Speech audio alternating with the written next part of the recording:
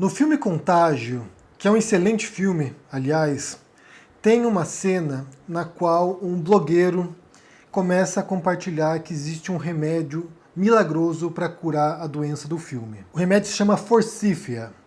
E, como consequência disso, isso viraliza e as pessoas começam a invadir farmácias, começam a quebra-pau para poder comprar esse remédio. As ações do fabricante disparam e eu não vou contar aqui, não vou dar spoilers do filme, você tem que assistir para isso, mas tem uma reviravolta nessa história. Esse filme é considerado o filme mais realista, que melhor retrata como seria uma pandemia, como uma doença altamente letal. No filme, a doença é muito mais perigosa do que é o coronavírus. Mas se você assiste ao filme e você compara com certas cenas que a gente viu no mundo real mesmo, durante a pandemia de coronavírus, a gente vê que muitas cenas são parecidas, incluindo desse suposto remédio milagroso, que no caso do Brasil agora, no caso do Bolsonaro, é a tal cloroquina ou a hidroxicloroquina, que o Bolsonaro tenta vender para o brasileiro como se fosse a resposta para todos os problemas. Já apareceu em live tomando o remédio, na frente da câmera tomando o remédio, apareceu recentemente dizendo que não há comprovação nem de que é eficaz, nem de que não é eficaz, portanto tomem. A hidroxicloroquina está proibido. Se não tem alternativa, por que proibir? Não tem comprovação científica que seja eficaz. Mas também não tem comprovação científica que não tem comprovação eficaz. Nem que não tem, nem que tem. E ontem a gente viu essa cena pavorosa, patética e perigosa.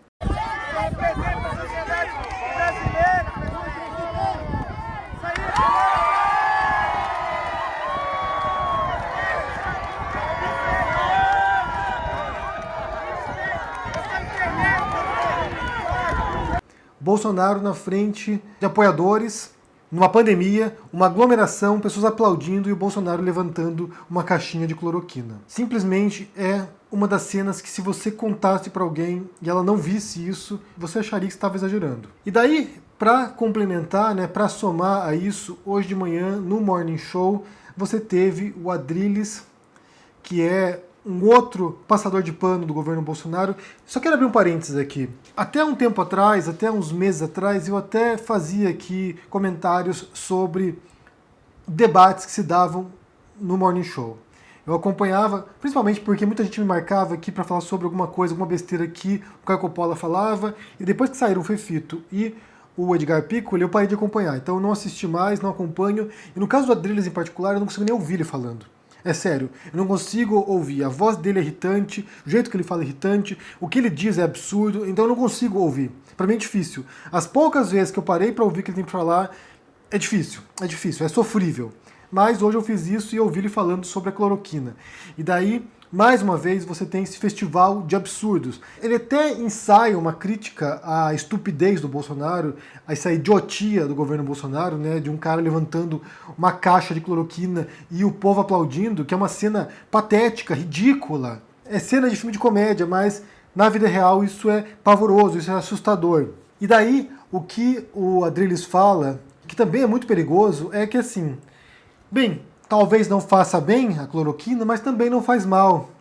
Mas também não tem problema. Serviria como um placebo. A pessoa toma lá o placebo e não tem nem benefício nem malefício. E muitas vezes, emocionalmente, psicologicamente, a pessoa melhora porque ela tomou um placebo. E ele chega a comparar ainda a cloroquina à hóstia, que o fiel católico toma a hóstia e é como se ele recebesse o corpo de Deus, o corpo de Jesus, o corpo de Cristo. Primeira coisa, o que ele disse ali é falso, é mentiroso. Por quê? Eu vou tirar para vocês aqui uma reportagem sobre os efeitos colaterais da cloroquina. Se você ler a bula da cloroquina, você tem os efeitos colaterais lá e são inúmeros, são vários, são intermináveis. Eu vou ler aqui o começo da reportagem, que é uma reportagem do UOL. A manchete é: visão turva e taquicardia. Doentes crônicos contra os efeitos da cloroquina. E começa a reportagem assim: náusea, vômitos, alteração na visão, taquicardia e problemas nos rins. Esses são alguns dos efeitos relatados por quem usa cloroquina e similares para doenças crônicas como lúpus. Tem uma lista, gente, de efeitos colaterais. A cloroquina não é a hóstia, não é uma bolachinha, um wafer que você come e que tanto faz, não faz nem bem nem mal. Não é um placebo, que tanto faz se você toma ou não toma. É um remédio que tem sérios efeitos colaterais. E aqui entra o grande risco da desinformação quando vem da própria imprensa. E eu li também sobre a saída do Edgar Piccoli aqui, que ele saiu por causa do Adrilles, porque ele não suportava mais ouvir desinformação no programa Morning Show. Então você tem alguém ali que, ao falar isso, e ao repetir uma retórica que é do Bolsonaro também, que não tem nem comprovação que é bom nem ruim, então tomem, isso põe vida de pessoas em risco. Isso põe a saúde de pessoas em risco. Isso é desinformação da pior qualidade na rádio e na internet, porque esses vídeos vão para a internet também. Isso é perigoso. E esse é o grau de delírio, esse é o grau de irresponsabilidade que a gente vê hoje na imprensa, em algumas imprensas bolsonaristas, né? Porque em grande parte a Jovem Pan, embora tenha ali as suas exceções, ela, em grande parte, é muito alinhada ao bolsonarismo, como a gente vê na CNN também, com certos debates que são altamente delirantes e desinformativos, ou como vê na Record, ou como vê em algumas emissoras que de fato encamparam a luta do Bolsonaro. Você tem pessoas que estão dispostas a negar os fatos, a negar a realidade, a pôr a vida de pessoas em risco para seguir uma agenda bolsonarista. E é o caso do Adrilles. O Adrilles vem para substituir o Caio Coppola e ele consegue ser pior do que o Caio Coppola ainda. Consegue ser pior. E aqui vale mencionar também, porque eu vi isso no final de semana, e eu até fiz um vídeo sobre isso ontem, mas tirei um dia de folga. Eu vi o programa Pânico 2 vezes nos Trending Topics, 2 vezes no Twitter, entre os assuntos mais comentados. Primeiro foi sobre a Boca Rosa, que foi chamada semana passada, acho que foi sexta-feira, se não me engano, para falar com eles lá. E ela foi falar sobre feminismo, foi falar sobre temas relacionados à luta das mulheres. Basicamente, eles interrompiam a Boca Rosa o tempo todo. Bem, aqui é importante abrir um parênteses também. A Boca Rosa não é exatamente uma referência em termos de feminismo, né? Eu não vi o Big Brother do qual ela participou, mas eu sei que nesse Big Brother ela acabou ficando do lado dos homens lá, contra as mulheres. Então, assim, não dá pra dizer exatamente que ela é uma representante do feminismo. Mas, em algum momento da entrevista, ela fala assim, a convidada pode falar, porque eles interrompiam a Boca Rosa o tempo todo. E depois, acho que foi no sábado, subiu também a hashtag sobre o Mário. Bem, se você não sabe quem é o Mário, é aquele lá. É aquele lá. Não, o Mário, ele é um TikToker, ele faz o TikTok aí, ele é bem famoso no TikTok. Eu vi um vídeo dele que viralizou, e ele foi para ser entrevistado lá, e ele foi humilhado no programa. No finalzinho da entrevista ali, ele foi humilhado. O Samidana, que é o economista, não sei se é economista, mas acho que é economista, que participa do Pânico, foi lá e falou para ele estudar, não sei o quê. Ou seja, você tem um programa, gente. Aqui é importante falar um pouco sobre o Pânico, porque esse era outro programa que eu também acompanhava, assim como o Morning Show que acompanhava durante o período, e até comentava aqui, o Pânico também acompanhava durante o período, embora, sabe, me causasse repulsa algumas entrevistas que eles fizessem lá.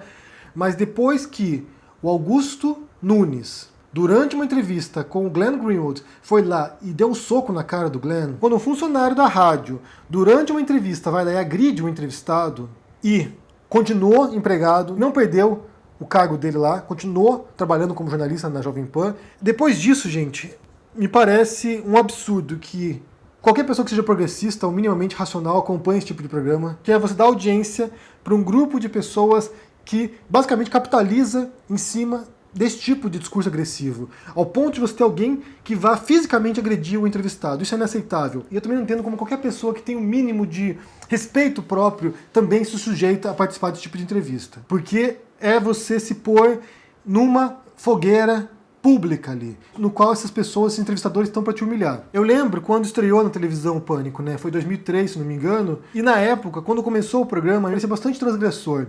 Eles criticavam muito a imprensa, eles criticavam a cultura de massa, eles criticavam a televisão, eles expunham, de certo modo, né, essa magia da televisão, essa farsa que você tem em certos programas de auditório. Eles meio que tiravam sarro da própria estrutura que os assimilava. Isso me parecia transgressor. Tinha, por exemplo, quando eles fizeram a sandália da humildade com o Jô Soares, né, que eles iam lá levar a sandália da humildade para ele, que o Jô Soares seria arrogante. Então, assim, tinha umas coisas que eram engraçadas, de fato. Mas, por outro lado, na medida que foram passando os anos, o tipo de abuso que eles faziam, de exploração das mulheres, dos corpos das mulheres, a humilhação que eles faziam das mulheres, isso incluía Sabrina Sato também, que se tornou muito maior do que eles, na verdade, né? Sabrina Sato foi alguém que foi humilhada por eles e acabou crescendo e se agigantou. Eu lembro de um caso, por exemplo, quando levaram a Sabrina Sato para fazer uma corrida de avestruz. Acho que ela estava de biquíni, se não me engano. Ela fazendo uma corrida de avestruz, ela caiu, se machucou, e teve que sair do programa por um tempo, e depois foram mostrar ela lá toda arregaçada. Ou seja, eles exploravam a todo o programa a imagem das mulheres, humilhavam anões, humilhavam travestis. Era um programa nojento, repugnante, de exploração e de humilhação de minorias. E durou bastante tempo na televisão, na verdade. Eu já estava fora do Brasil, não via mais, mas eu sei que durou bastante tempo ainda depois.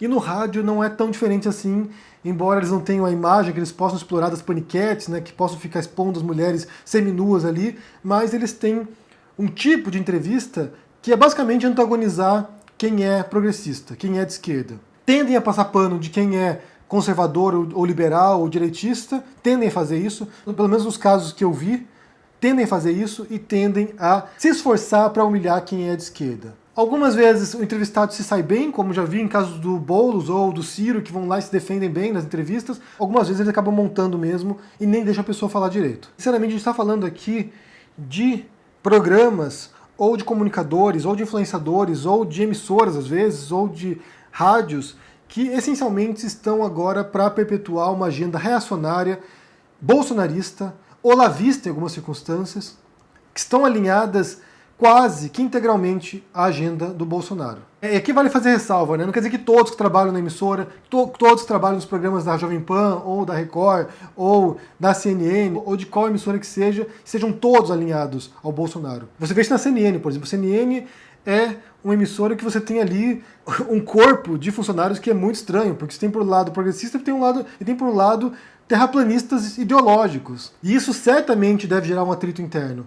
Pelo menos suponho, né? Eu sei que na Jovem Pan isso gerava atritos internos. Eu sei que na Jovem Pan tem histórias de bastidores que relatam que os participantes de certos quadros, de certos programas, não se falavam. Então, assim, isso, na minha visão, na minha leitura, isso estimula esse tipo de atritos, esse tipo de polarização, esse tipo de mentalidade nós versus eles. E é o jogo do Bolsonaro. Essencialmente é o jogo do Bolsonaro, nós versus eles. No caso, agora você tem uma polarização política em cima de um remédio, da cloroquina. Quando por um lado você tem ali um governo que encampou esse remédio como se fosse algo milagroso, como se fosse uma hóstia sagrada, de acordo com o Adrilles, uma hóstia sagrada que vai salvar, vai redimir os pecados dos brasileiros, e por outro lado, um outro grupo que acha que, de fato, é um absurdo isso. É um absurdo que um presidente que não é médico, que não é alguém para receitar remédio para ninguém, esteja levantando a caixa de remédio na frente da população. Isso é ridículo, pavoroso. E tudo leva a pensar que em algum momento futuro o Bolsonaro será sim indiciado por crimes. Crimes comuns, crimes contra a saúde pública, ele será indiciado. Gente, não é possível. Não é possível que esse homem venha aqui fazer campanha para um remédio sem a noção da responsabilidade que ele tem como cargo executivo máximo. Então esse é o primeiro ponto. E por fim, para concluir esse vídeo aqui, eu quero fazer um adendo ao vídeo mais cedo hoje aqui. Eu publiquei um vídeo sobre o clipe da Cassiane. Só para você ter uma ideia aqui, o vídeo era contra a violência de gênero, contra a violência doméstica, e o vídeo foi desmonetizado pelo YouTube. Eles boicotam esse tipo de conteúdo. Se você vier falar aqui contra racismo, contra homofobia, contra a violência de gênero, se você vier falar contra preconceitos, contra a intolerância, tem uma enorme chance de você ser perseguido por isso. Porque o YouTube, ele vai te direcionando para onde ele quer que você vá, né? Ele não quer que você trabalhe com temas de racismo. Ele vai te direcionando. Ele vai cortando o alcance dos seus vídeos, ele vai desmonetizando a um ponto que você se silencia e abandona esses temas porque isso te prejudica. O tema de racismo aqui, gente, quase todos os vídeos que eu fiz sobre racismo aqui, eles tiveram um alcance muito menor do que o alcance normal dos vídeos e em alguns casos foram desmonetizados sem nenhuma razão óbvia. Então, assim, o YouTube, ele sabota alguns temas que eles acham que são tabu. E pelo que eu entendi agora, ser contra a violência doméstica, ser contra a agressão contra mulheres é um tema tabu no YouTube. Você não pode falar sobre isso, aparentemente. Eu mencionei o clipe da Cassiane, só que quando eu gravei o vídeo e subi aqui no YouTube, eu vi que tinha uma outra versão nova do vídeo. Ela fez uma... Eles fizeram, a produtora fez uma outra versão no qual o personagem lá é preso, depois é solto. E depois ele deixa um alerta lá, né? Deixa um número do 180 para denúncias de violência, né? O Disque Denúncia. E alguém comentou aqui, e eu acho importante mencionar esse tópico, porque tem tudo a ver com o que a gente está debatendo também. Alguém comentou aqui, mas vocês não questionam a objetificação das mulheres no funk. Bem, a gente questiona também. Muita gente questiona isso. O tipo de exploração também do corpo das mulheres, o tipo de objetificação das mulheres, é claro que a gente questiona isso. O problema aqui é que a gente tem um tipo de música, que é a música gospel, que ela é essencialmente voltada a temas religiosos. Que ela é essencialmente voltada não para a conversão, mas para os fiéis das igrejas. Então tem um caráter religioso e tem um caráter pedagógico também. Me surpreenderia muito, por exemplo, e me chocaria também, se você tivesse uma canção gospel que fosse objetificando os corpos das mulheres. Que você tivesse evangélicas seminuas rebolando. Certamente seria chocante, porque não condiziria com a proposta do tipo da música. Você tem lá um estilo de música que visa louvar a Deus. E quando você tem um clipe nesse sentido, mostrando uma violência doméstica e depois a mulher aceitando isso e se reconciliando com seu marido, sem problematizar o que aconteceu, é muito complicado. Isso é muito complicado porque passa uma mensagem para quem acompanha a cantora, para quem é evangélico, para quem gosta dessas canções, para quem ouve música gospel. Então, tem um caráter pedagógico a música, o clipe. Não quer dizer que toda literatura, toda música tem que seguir esse preceito. Muitas vezes a denúncia é feita, por exemplo, você faz um filme sobre violência doméstica e na qual vai mostrando a realidade, as contradições do comportamento humano. Uma pessoa que é explorada, uma pessoa que é agredida, uma pessoa que sofre uma série de abusos e continua com o marido até o final. Você mostra num filme isso aí, o filme não precisa ter uma lição de moral no final, ele não precisa te ensinar, olha só, isso aqui é errado. Você vai assistindo aquilo ali e você vai acompanhando e você vai entendendo como aquilo é errado. Porque esse é o exercício da empatia que você faz quando você consome uma obra de arte. Quando você lê um livro, quando você vê um filme, você ouve uma música. E a reação que houve de muita gente, que é evangélico inclusive, ao ouvir essa música da Cassiane, foi de repúdio, foi de ouvir aquilo ali e falar, gente, isso aqui não tá certo. Então o público-alvo também não acolheu muito bem aquele clipe. Isso não quer dizer, como eu disse, que todas as músicas devam ser pedagógicas, que todos os filmes têm que ser pedagógicos, que todo livro que você lê vai ter que ensinar alguma coisa explicitamente. Você pode passar lições. Por exemplo, tem um personagem que é um detetive, que é o do romance O Covil dos Inocentes. Esse personagem, ele é um escroto. O detetive Vico, ele é um ser repugnante. Ele é machista, ele é homofóbico, ele é um escroto. Mas o personagem também serve para denunciar esses comportamentos. Eu não preciso vir aqui e falar, olha só, esse detetive é um escroto. Você vai ler o texto e você vai achar ele um escroto. Ele é uma espécie de um anti-herói. Ele é alguém que você olha e você não quer reproduzir o comportamento. Eu falo sobre isso no sábado.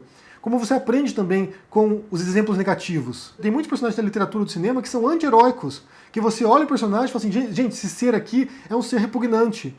Ele não é um modelo. Ele é um ser imperfeito, complexo, que nos causa repulsa, que nos causa ódio às vezes. E isso serve também para nos ensinar alguma coisa. A gente pode extrair conclusões a partir disso. Mas não era, certamente não era o objetivo da historinha contada no clipe da Cassiane. Na nova versão eles remodelaram um pouco, não mudou tanto a história assim, mas remodelaram um pouco a história para tornar um pouco mais palatável, um pouco mais aceitável, mas, afinal das contas, isso caiu mal também entre os evangélicos. Não foi apenas nós aqui, que não somos evangélicos, ou que somos ateus, ou que estamos observando de fora. Muita gente, dentro da religião, assistiu aquilo ali e não curtiu. Então é isso. A gente pode sim criticar a objetificação da mulher no funk, no axé, na música pop, a gente pode questionar esse tipo de coisa, e muitas vezes deve também, mas certos estilos musicais não têm a proposta de questionar isso, não se propõe a isso, não estão ensinando valores morais para ninguém. Então eu quero saber de vocês aqui, primeiro sobre essa cena do Bolsonaro com a cloroquina, mostrando pro povo a cloroquina, o que você interpreta disso, né, vendo essa cena, sinceramente, gente,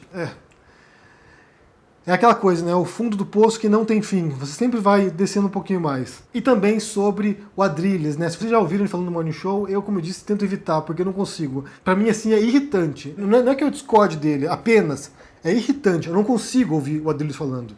Mas o que você pensa do que ele disse ali sobre a cloroquina como placebo, né? Sendo que você tem inúmeros efeitos colaterais da cloroquina, alguns bastante graves, na verdade. E aqui eu volto a insistir. A irresponsabilidade dessas pessoas que, quando falam merda.